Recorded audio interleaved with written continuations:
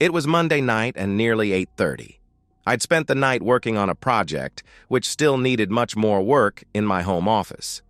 I was done for the night, so I walked into the dark kitchen, opened the fridge, and took out a favorite Indian pale ale. As I looked out of the kitchen window, I was able to see Joy curled up on our outdoor couch, which was located beside the fire pit and pool. She was tucked into a corner, with her feet folded under her bottom, and talking on her cell phone. As I was about to walk out and join her, I noticed she was twirling a strand of her blonde hair with a finger in her right hand. It was a gesture that I knew, well, because she'd absent-mindedly twirl her hair whenever we had love talks. Without a doubt, it was an unconscious habit that I'd admired since we met nearly 30 years ago. I'd come to realize that the gesture wasn't sexual. It was much more special than that. During our decades together, I'd come to think of her habit as soulful. Whenever we were closest, Joy would twirl her hair. I frequently traveled for business and would call home nightly. When the kids were young, I'd gladly spend an hour on the phone as it was passed between my loving wife and kids. There were many times when I knew Joy was twirling her hair with a finger of her right hand as we talked. The thought always made me warm inside and made the lonely nights away from home bearable. I continued to watch Joy through the window as she smiled and occasionally laughed. As I watched, there were times I could tell that Joy was flirting. She was too far away to see the familiar twinkle in her eyes, but I knew it was there. I noticed how comfortable she was as she talked and continued to twirl her hair. She was so radiant. She glowed. My normally quick mind went numb as I realized my wife was talking to someone special, someone too special. I watched for almost 45 grueling minutes as my wife had a secret love talk with someone else. After the call had finally ended, I watched as a dreamy smile appeared at the corners of her mouth. I was in a deep, aching trance when I went into our family room, turned on the TV, and watched the local baseball team in action as Joy eventually made her way into the house. When she saw me sitting alone in the family room, she asked, "How long have you been done with your work?" "A while," I replied. "Why didn't you join me in the backyard?" she questioned. "You were on the phone, so I didn't want to interrupt." "Oh, for heaven's sake, I was talking to Steve. We were making some decisions concerning the Phillips account," she answered. "Like I said, I didn't want to interrupt." I hadn't taken my eyes off of the game while we talked, but I felt Joy's eyes trying to bore a hole into me. Joy soon moved to the kitchen but came back a minute later with a fresh glass of wine. She sat at the edge of the couch, which was immediately to the right of my recliner, and asked, "What's the score?" she asked. "I don't have a clue." Joy chuckled. "Do you at least know who the Sox are playing?" she asked. "The Blue Jays." We watched the game for half of an inning before they went to a commercial break. That was Joy's cue to resume talking. "Let's have the kids over for a barbecue on Saturday," she asked. "Sounds good," I answered. Joy spent the next few minutes in a very one-sided conversation until she asked, "Chris, what's wrong?" she questioned. "Nothing." "You aren't saying much tonight. That's not like you," she asked. "I have a lot on my mind," I answered. "Is there anything you'd like to talk about?" she asked. "No," I replied. The quiet lasted for a full inning.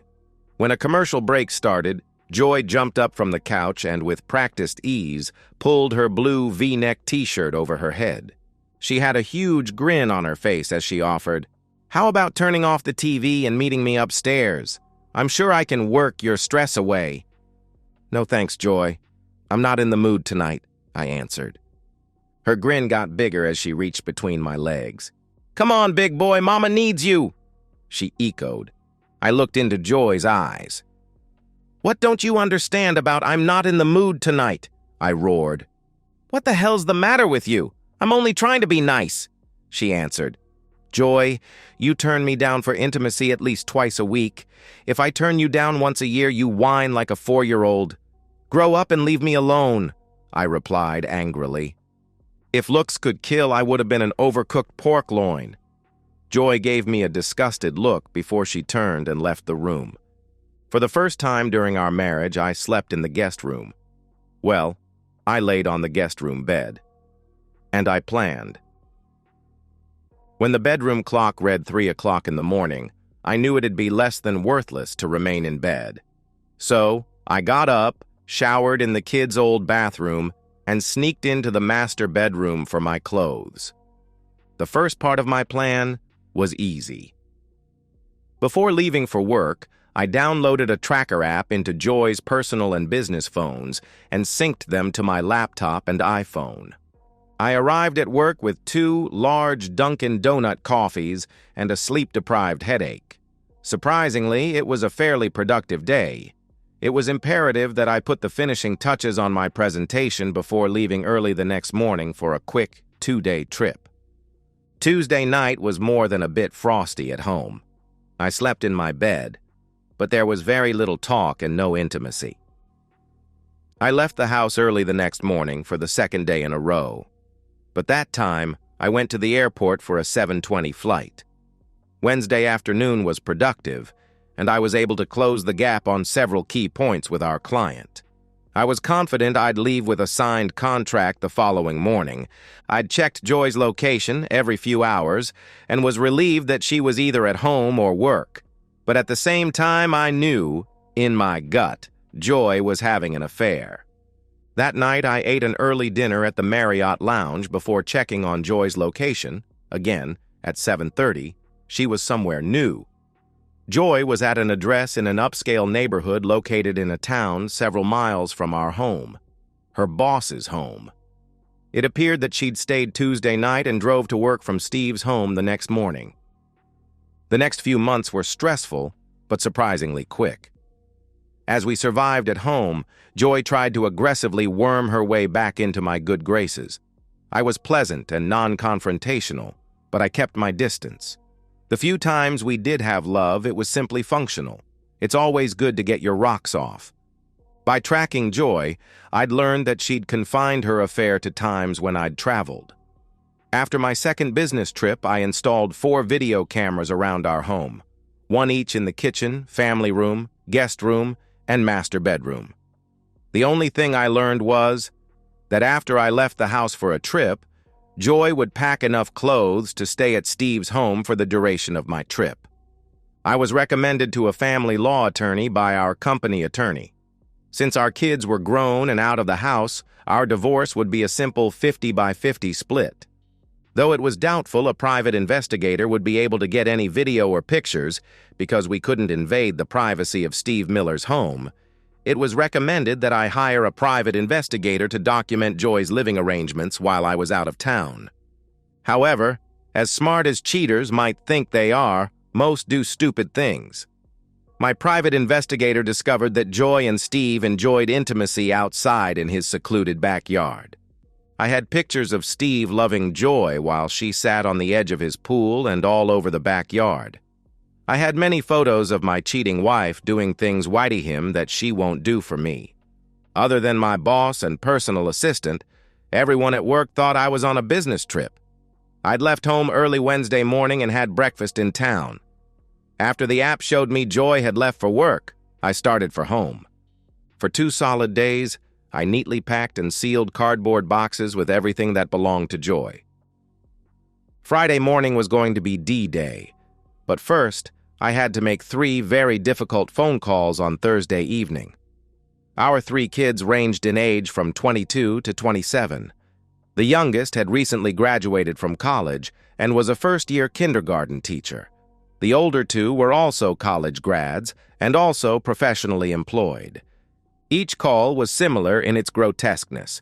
I cried with my kids and assured them I loved them, but I was going to divorce their mother. When each stated I was going too far, I asked, "Do you want me to send you a video of your mother in her lover's backyard?" They all declined. Thankfully. Joy picked up during the 4th ring. "Hi, hon. This is an unexpected surprise. How are your meetings?" she asked. "Hi, love.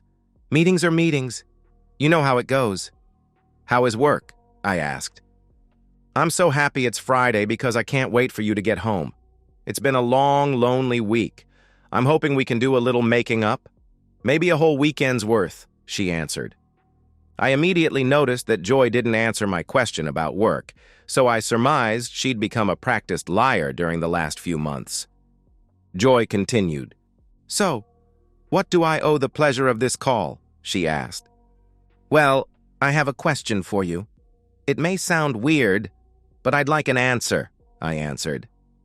"It must be important because you rarely call during the day." "What's the question?" she asked.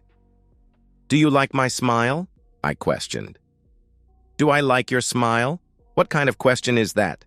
"You know I love your smile," she answered. "Yes, you've told me that many times. In fact, it was the first thing you ever said to me. Remember that night at the frat party? You broke away from your posse of girls, came up to me and said, 'You've got a great smile.'" Next, I noticed an edge in Joy's voice. "Chris, what's this about? I'm concerned. I've made a purposeful effort, whenever possible, to be positive, to be happy.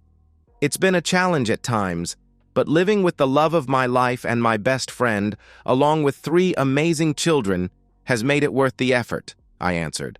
"Of course I agree. It's one of the things, one of the many things, I adore about you. I love your smile, and I love your positive disposition. What I love best is that you're able to remain masculine, a man's man, with that gorgeous smile plastered on your handsome face," Joy answered. I let out a loud sob. I couldn't help it. Despite the lies and recent destructive behavior, I knew she loved me. I knew without a doubt that my bride loved me. There was an urgency, which I knew well when Joy demanded. Christopher Harrington, what is going on?" she asked. After I didn't immediately answer, Joy pleaded, "Please, tell me. I want to help. What's happened?" The love and concern in her voice were real. She loved me as much as she ever had, and that's what made what I was about to do so difficult. "It's just, I'm not sure if I'll ever smile again." Tick-tock, tick-tock. I counted 20 seconds. I'm sure Joy had a million jumbled thoughts rolling around in her head. But as the seconds passed, I suspected she slowly came to the logical conclusion that I might know. "You're scaring me, Chris. Please, talk to me," she pleaded. "Unfortunately, Joy, too much damage has occurred, so therefore, it's far too late to talk," I replied. "Don't say that, honey. Don't say it and never think it. It's never too late for us to talk."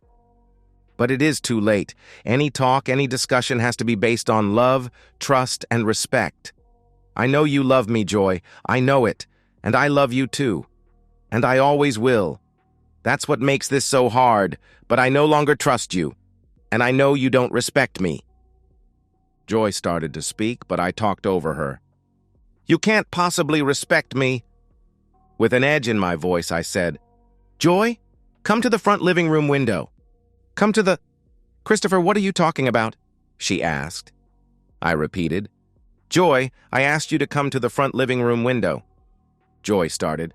"I don't—" "Joy, get up from the poolside lounge chair, walk through the back door into Steve's kitchen, and walk through the house until you get to the front living room window." I heard Joy's screams of disbelief. "Oh, God! Oh, no! He knows, Steve! Oh, God! Chris knows!" I waited until I saw Joy's presence through the window. She was standing next to a second person, who I assumed was Steve Miller, her lover, her boss, the house owner, and the managing partner of Patterson, Miller & Lewis, an accounting firm.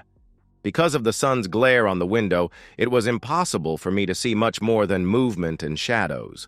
I was about 75 feet down his long driveway, so I was sure they easily saw me standing in the open floor-to-ceiling back door of a small U-Haul box truck. I'd opened it before I called Joy. When Joy and Steve were in place, I jumped back into the truck's cab, shifted into reverse, and pressed down on the accelerator. The truck lurched backward and then gained momentum. As I approached the large turnaround area at the front of the house, I jammed on the brakes. All of Joy's clothes, accessories, possessions, and treasures, which I'd spent 2 days neatly packing in 48 large cardboard boxes, flew out of the back of the truck and rolled over Steve's driveway and lawn. After shifting the transmission into park, I jumped from the truck and surveyed the mess. The lighter boxes, with clothes, remained somewhat intact and would be easy to clean up. However, the heavier boxes, such as the two with Joy's great-grandmother's china, were destroyed. Pieces from the 18-place settings were broken and scattered all over the driveway. Joy and Steve had moved from the living room to the front step of the house. Joy was wearing the bikini I had bought her for our 25th anniversary cruise only 2 years prior. Although she still had a stunning body, she wouldn't wear the thong bottom during the cruise. She only wore it while sunning in the privacy of our backyard pool area, and for Steve was covered with a robe. Joy looked on in horror. She'd covered her open-mouthed face with her hands, and she was breathing heavily. Steve was usually an alpha, but that morning he looked far less intimidating. They hadn't noticed the strange car parked next to Joy's Mercedes SUV. The process server jumped from her car and, within a few steps, was standing in front of them. As she handed Joy a large, yellow, legal-size envelope, she announced, "Joy Harrington, you are served." Then, she used her iPhone to take a picture of Joy before pivoting towards Steve. "Stephen Miller, you and Patterson, Miller, and Lewis are served." She handed Steve a similar envelope, took a picture of him, returned to her car, and took off. No one moved or said anything for a few moments. I considered jumping into the U-Haul and leaving, but decided to say a few more words. Although I knew, without a doubt, Joy would fight any divorce proceedings to the bitter end, I wanted her to be aware of my state of mind. I called out over the many feet that separated us. At a minimum, I hope we can all agree that I deserve better than a lying, cheating woman for a wife. Joy groaned before, after a few more beats, I continued. "Steve, call my attorney and make a very, very generous offer, or I'll do my best to destroy you and your firm. Joy, just sign the papers. We're through." I turned, jumped into the truck, and lumbered out of her life. And so, we've reached the end of today's story.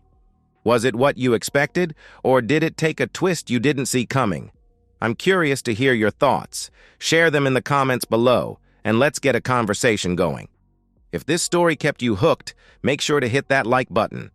And if you're new here or just haven't subscribed yet, now's the perfect time to join our community. I bring you fresh, captivating stories every day, so click that subscribe button and turn on notifications so you never miss out. Thanks for watching, and I'll see you in the next one.